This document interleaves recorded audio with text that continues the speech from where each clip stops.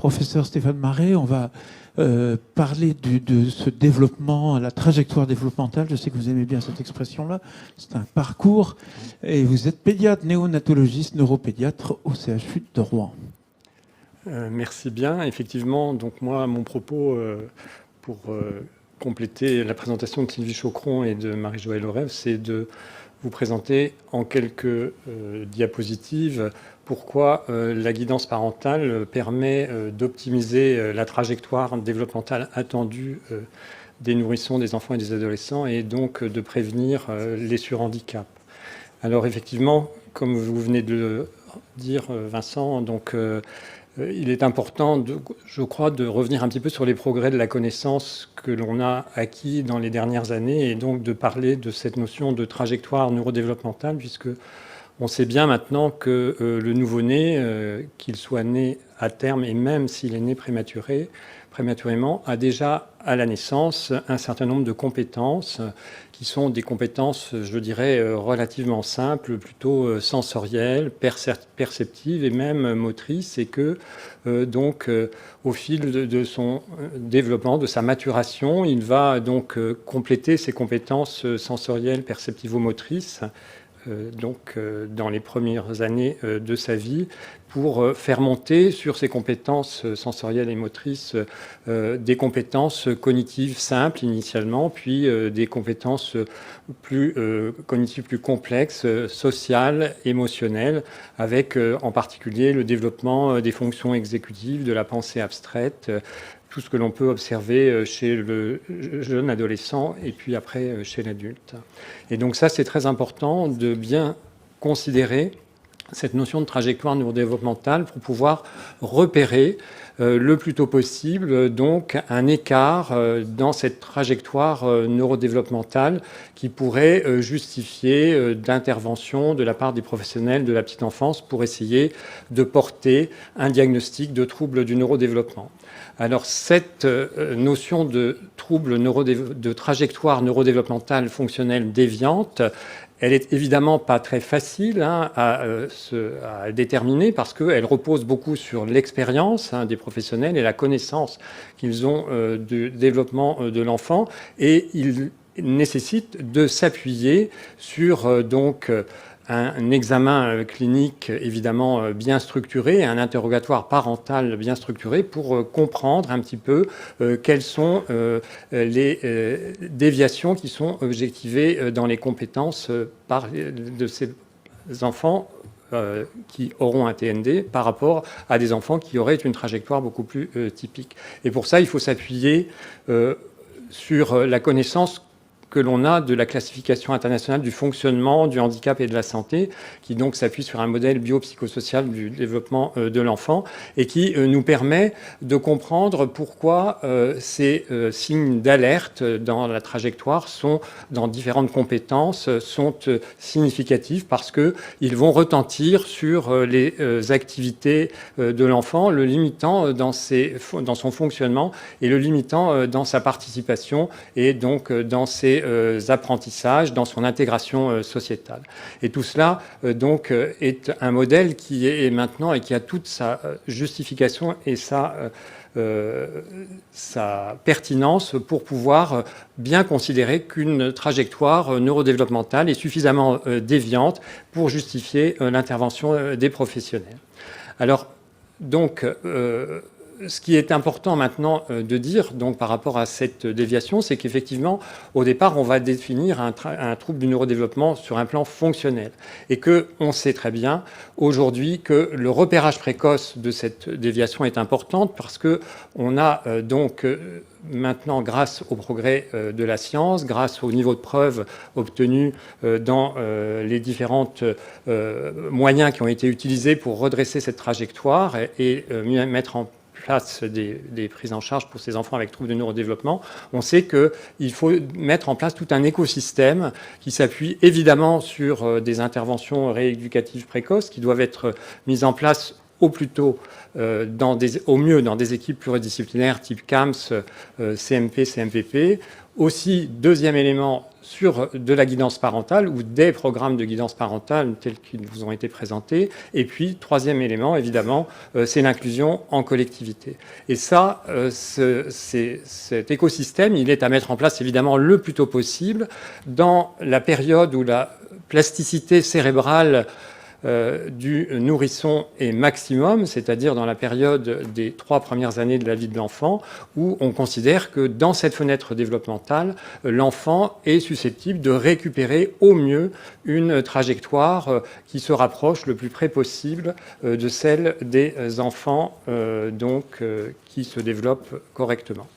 Et donc, si je vous dis ça, donc évidemment, on a dans la littérature un certain nombre de niveaux de preuves. D'abord, tout le monde, je pense, maintenant connaît les travaux de Catherine Lord, qui ont été publiés avec un groupe de travail dans le Lancet en 2022 et qui insiste bien sur le fait que pour optimiser un enfant qui présente, en l'occurrence, il s'agissait de personnes avec un trouble du spectre autistique, pour optimiser le fonctionnement adaptatif et cognitif de ces personnes, il faut faire évidemment un diagnostic précoce, mettre en place des soins et avoir une politique de santé très efficace pour intégrer cet enfant dans la société avec donc un programme, évidemment, des programmes de guidance parentale qui vont s'appuyer évidemment sur les parents qui sont vraiment, qui doivent être les co-thérapeutes de la prise en charge de leur enfant, et puis également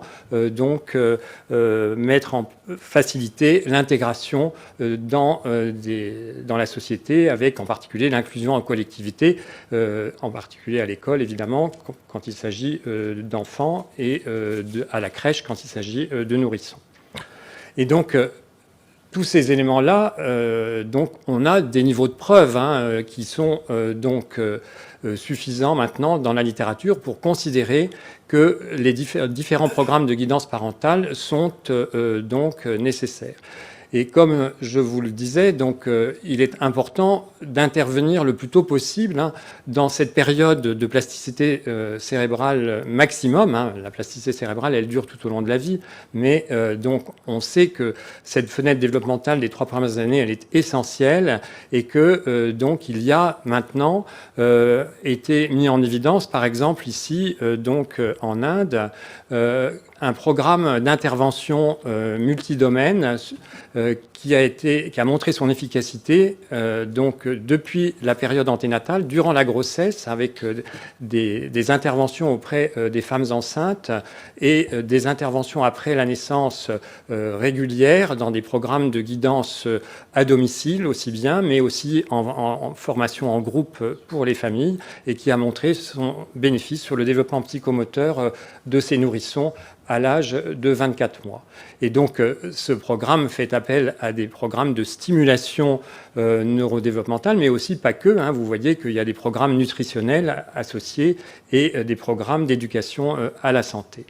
Et donc ça, c'est un niveau de preuve excellent. C'est un article qui a donc été publié de ce fait-là dans une revue dont a parlé tout à l'heure Sylvie Chocron, le JAMA Pédiatrie. Le niveau de preuve est vraiment assez bon.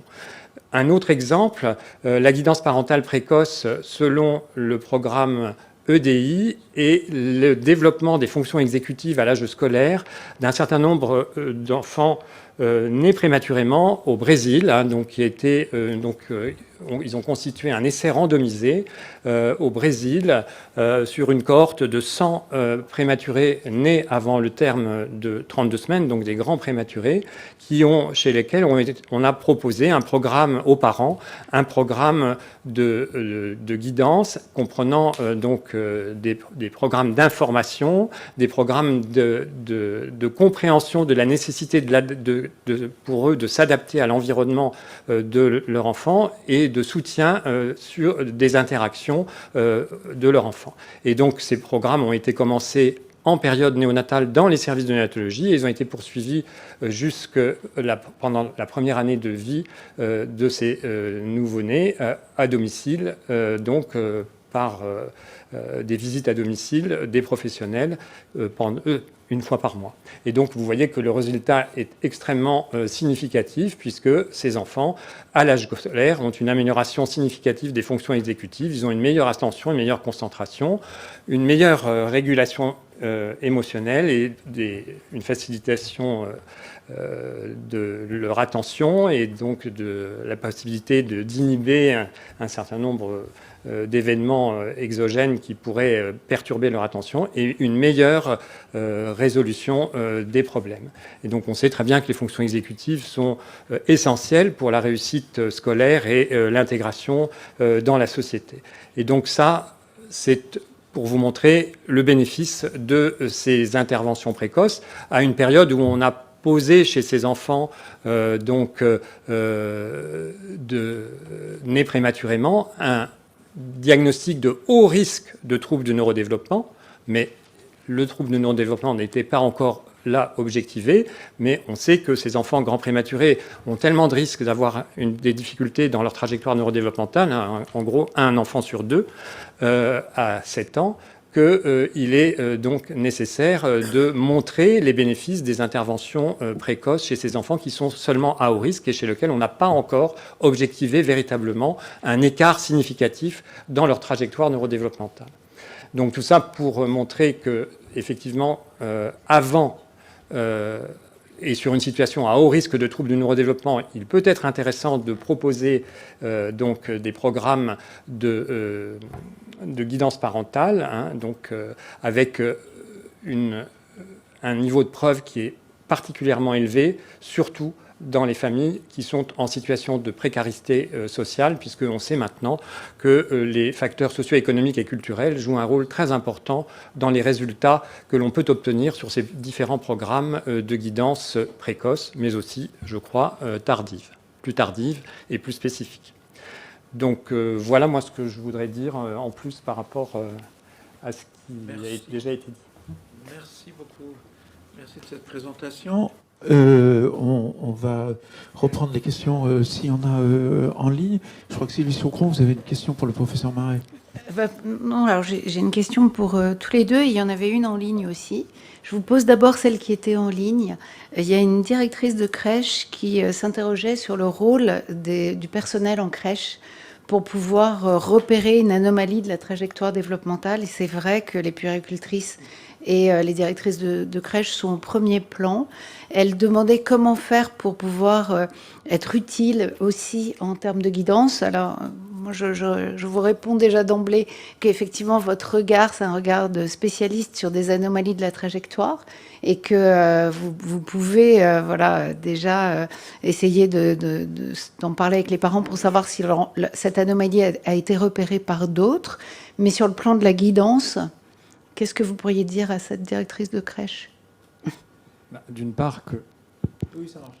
Évidemment, tous les professionnels qui travaillent dans le domaine de la petite enfance et de l'enfance ont un rôle à jouer, évidemment, dans le repérage des difficultés développementales. Il y a des guides qui ont été édités. Donc il y a un livret qui a été édité à destination des professionnels de la petite enfance par la délégation interministérielle, qui n'est peut-être pas suffisamment diffusé, contrairement à d'autres livrets. Et donc c'est certain que la vocation des professionnels de la PMI, c'est donc de faire de la prévention et donc de travailler sur ces informations qu'ils doivent délivrer aux familles et puis de leur donner des pistes pour essayer d'avancer. Et donc la guidance, elle a effectivement, au sens large du terme, elle a évidemment lieu. Il est nécessaire que ça soit fait aussi dans les PMI, et c'est la vocation des PMI. Et ce qu'on pourrait peut-être ajouter aussi, c'est que quand les parents sont engagés dans un programme de guidance, on leur donne toujours la possibilité de partager ce programme, de l'expliquer, d'en parler à tous les intervenants qui sont là autour de l'enfant, que ce soit les cliniciens, les éducateurs, le personnel de la crèche, la nounou, les grands-parents, etc. Et donc ensuite, c'est leur responsabilité, leur choix de partager ça et de le mettre en commun avec toutes les personnes qui sont autour de l'enfant. Voilà, encore, on l'a déjà dit, mais la place des PMI et des crèches, donc vraiment de façon extrêmement précoce. À par rapport à tout ce que le professeur Marais a expliqué là de la neuroplasticité et de l'écart au développement est fondamentale. Donc sur le repérage, effectivement, il y a le guide, mais il y a des formations aussi, il y a des crèches qui se forment, hein, avec des professionnels de crèche qui se forment au repérage. Et puis après, pour la guidance, il y a quand même le côté accompagnement, conseil au sens large. Mais la guidance, ça va au-delà de ça. C'est-à-dire que si on a repéré des difficultés, à ce moment-là, il va falloir qu'il y ait des professionnels de crèche qui soient formés également, hein, pour délivrer ces guidances un peu plus standardisées. Voilà, il y a des niveaux, hein, des étapes, il y a quelques petits conseils, mais parfois ça ne va pas suffire, les petits conseils. Et après, on va dans la guidance, où là, on l'a vu, il y a des systèmes un peu plus élaborés. Hein, plus techniques, on peut le dire. Voilà. Et je pense qu'on peut répondre aussi à cette directrice de crèche, que comme le professeur Marais en a parlé, l'alerte, c'est vraiment un moment très important. Et que tout le monde peut, avec évidemment des critères objectifs, peut donner une alerte et ce sera utile pour l'enfant et pour sa famille. Alors moi, c'est pas vraiment une question que j'ai, c'est une remarque, mais je voulais vous entendre aussi sur le sujet parce que moi, c'est une remarque qu'on me fait très très très souvent, puisque dans le domaine des troubles neurovisuels, on reçoit des bébés à partir de 1 mois et on fait beaucoup de guidance et on apprend aux parents à stimuler leur enfant plusieurs fois par jour de manière adaptée.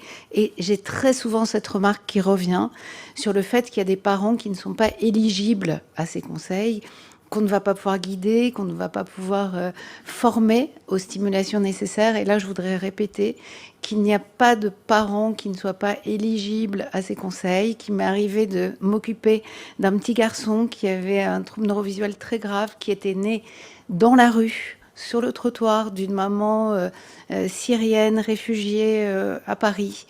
On ne parlait pas la même langue, on n'avait pas d'interprète au premier rendez-vous et il n'empêche que cette maman a tout à fait compris ce que je lui expliquais, je lui ai mimé, on a fait comme on pouvait. Les autres rendez-vous, on a eu un interprète qui était là.